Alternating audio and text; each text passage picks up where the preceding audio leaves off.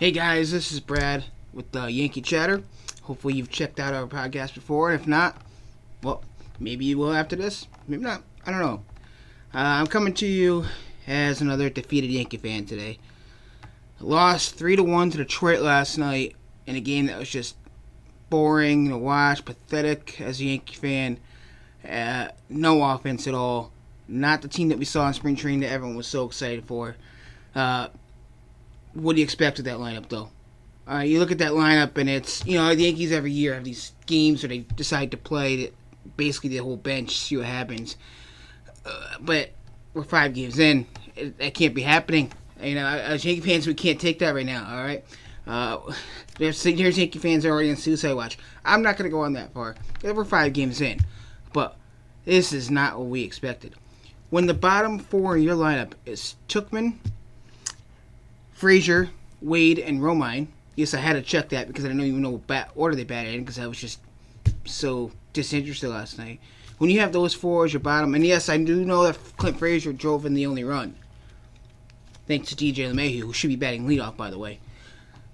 When those are the bottom 4 of your lineup, that's not the Yankees. You are no better than the Orioles or the Marlins or the Toronto Blue Jays when you have those 4 guys in your lineup. I like Tyler Wade, and I've always been a huge Clint Frazier supporter.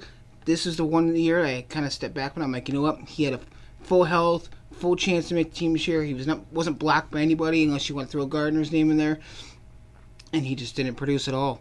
Didn't produce. When those 4 guys are the bottom half of your lineup, do you expect to score more on a run? I mean, You're kind of relying on the home run, which is the basis of this team, okay? If you want to get right into that, Yankees are batting 162 with runners in scoring position this year. That's like .001 per game over the course of a year. Okay, I know that math doesn't actually work out, but you know what I'm saying. It's bad. It's bad. 162 with runners in scoring position, 35 Ks. Through 7 games, the Yankees have struck out 45 times. Now, that's not a surprise. That's who the Yankees are. That's what analytics is nowadays. It's launch angles. It's drive the ball. It's not give the other team outs like bunting or stealing, hit and run. It's hit the ball with a launch angle, and more times than not, it'll work out for you. That's what analytics says. The Yankees are probably the most forefront part of analytics. So, is that going to change? Probably not, but it needs to. All right, I'm going to take the Mets right now. The Mets are doing great right now. You know why? Because Chili Davis is not enforcing, but he's trying to stress the importance of hitting the opposite way. And the Mets hitters are doing it, and they're looking good. All right. Let's got to pump the brakes a little bit, though, because the Mets were also pretty good at the beginning of last year, and the Yankees were not, and we all know how that ended up. So I think it's going to be the same this year. But 3-1 loss to Detroit last night. You had your ace right now in Tanaka, pitch another gem, and come out empty-handed. Detroit also had the race going in Zimmerman, who, by the way, Yankee fans, might be looking good as a trade prospect if the Severino injury is actually worse than we thought, which, listen, I can't be optimistic about anything right now because nothing's working out. No injuries are working out for us. So I'm not optimistic about Severino's injury at all. I have a really bad feeling that coming in this month, we're going to hear that it's going to be a longer period of time that he's on the IL, possibly until after the All-Star break. But that's just my guess. I really hope I'm wrong. However, if I'm right and that happens, Zimmerman, I don't know what Detroit would want for him, but I'm sure they'd love to move him. I'm actually really surprised Zimmerman and Castellanos, I don't know if I'm saying that right or not, I think it's Castellanos, something like that. I'm surprised they didn't get moved yet. I'm surprised they didn't move the deadline last year. Zimmerman had a rough year last year. But he looked good this year. So far, 2 games, but he's looking good. So, anyways, 162 runners in scoring position. You have a lineup now without Andujar, without Sanchez last night, without Didi, without Stan. That's huge. Hicks, gotta throw Hicks in there too. Love him or hate him, Hicks. He's an important part of that lineup. You take those 5 guys out of the lineup, what can you do? Alright, so I'm not going to go crazy right now. I know we're only 5 games in. We only won 2 games. But we're missing a lot of guys. And you really hope that those guys come back sooner than later. this is why I'm optimistic. Okay, this is why I'm not going off the rails here, freaking out because we're 2-3 through 5 games. Boston's 1-5. Boston has all their players. Boston has their whole starting pitching rotation going right now. They're 1-5. To the Marlins and A's. Not the Marlins, Mariners. To the Mariners and A's. Okay, so the A's are a decent team. Mariners are not expected to do good this year. They're supposed to do better than the Orioles or the Tigers. Okay, but not supposed to be that good. And you're 1-5 against them. You got shut out 1-0 last night. So, Yankee fans, if you're freaking out today, just know we are in a better position right now than Boston is, because Boston has no excuses, and they're already 2 games behind the Yankees. Flip it to the other side, the Rays are now 7-1. The Rays look good. They look really good. And then I thought they'd be a wild card team this year. I thought 3 teams would be coming out of the East, because they got a good team. Everyone was skeptical about whether they could repeat the success with an opener like they did last year. Well, so far it's working. Yeah. They're good. The Yankees are going to have to deal with that the entire year, which is just like the Red Sox.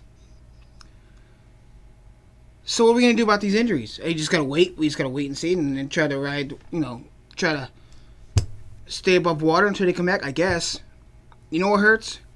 Hank, Hal, Gash, I was on your side. I was on your side the entire offseason. We won 100 games last year, and we added guys to get better. I know we got better. We just didn't go after the big names, but we did get better last year. I was on your side. And now this happens. Well, guess what? We don't need Harper. We have 6 outfielders. We need an outfielder now. We need a few. Okay, we need a couple. That Harper is one guy I wanted more in Machado, because put him right in the middle of Judge and Stanton, you would have had the best 2-3-4 combination of all time. Combine that with the best bullpen of all time, perhaps. That's something special. But we didn't get him, and I wasn't going to whine, because I thought we were still very, very capable of winning the World Series. But now we don't have... Now we have Tuchman playing outfield for us. We have Clint Frazier DHing for us. Switch to the infield. I didn't think we needed Machado. I was on your side. We don't need Machado. We got good. We'll hold down the infield till Didi comes back, and hopefully Didi is Didi when he comes back. Now we kind of need an infielder, because Troy Tulowitzki ain't playing every day. And when he can't play every day, that's why we have the lineup we had last night. So, listen, Tyler Wade, he had a great spring, and I really hope he has success. He had a hit last night, and that is one of the most frustrating parts of this analytics thing, because they don't want you to give outs. So, that inning when Tyler Wade led off with a single, I can't remember what inning it is. It was 5th or 6th. Leads off with a single. He's got speed. Romine's up. What would I do? Easier said than done, but I steal second, which he did, but he waited till Gardner was up. You steal second while Romine's up. Romine bunts you over to third. And then Gardner or Judge just, I guess it had to be Gardner, would have to get you on at least a sac fly. Gardner's left-handed. All you do is pull the ball, and Wade scores with that speed. That is what you need to do right now, especially that lineup last night. But it's analytics now. They don't want you giving out to the other team. Well, we'll see how far that goes.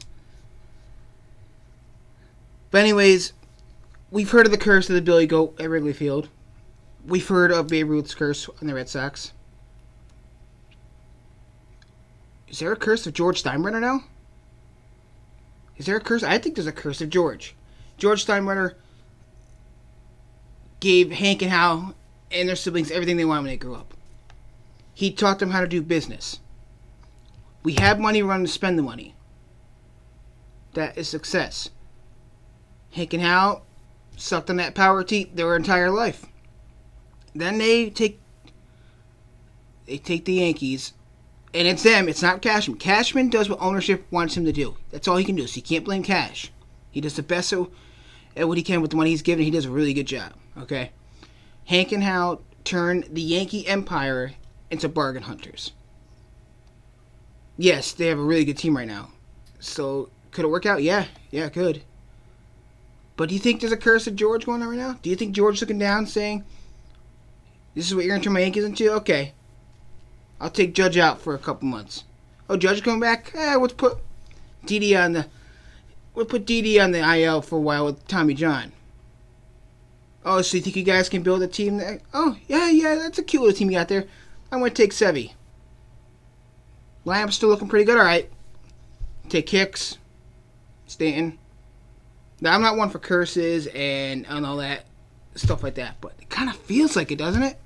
It kind of feels like the curse of George is now on the Yankees. And when you look at Hank and Hal, they don't look like happy people. I don't know much about the Steinbrenner family. They could have been close. They could not have. I don't know. I've never seen too many pictures of them outside the ball field all together. I wonder how close they were. You wonder if Papa George is making them earn their stripes a little bit here. I don't know. Call me crazy. Call me not. I don't know. What do you guys think? I'd love to hear from you about this. As one kind of scared Yankee fan to another, what's your feelings on the year so far? What's your feelings going forward? Yankees are 2-3. They still have 157 more games to go. They were 500 to the first 20-some games last year. They'll be all right. We're in better shape than Boston because we have guys come back and they don't. And that's all I need to know right now. And Rays, slow down, Rays. Slow down. And the Rays are beating good teams. They beat the Astros. They're beating up on the Rockies right now. The Rockies aren't a bad team. They're not a good team. They're not a bad team. The Rays are making noise right now. Slow down, okay? Pump the brakes. This isn't your division. This is still the Yankees division. Oh, we haven't won a division in a long time. Okay, so it's the Yankees/Red Sox division. Rays, know your role. Know your role. Anyways, that is my little quick hitter version of Yankee Chatter here. A little meltdown for you. I would call it a Monday meltdown, but it's Wednesday, so I can't do that. Wednesday wind down? Sure. I don't drink wine. It kind of sounds like I do when I say that. But we'll go with it. Wednesday whining. There we go. Anyways, this is Brad McCormick at BradderChatter1 on Twitter. If you want to let me know how you feel, please tune into Yankee Chatter, my podcast with my good friend Greg. We do it as often as we can. We have some good opinions, some good information that we think everyone will enjoy. We're just great Yankee fans. We're not here to hate on anybody. We're here to express our opinions with our fans and support our team. All right? You guys all have a great day. Check out Yankee Chatter.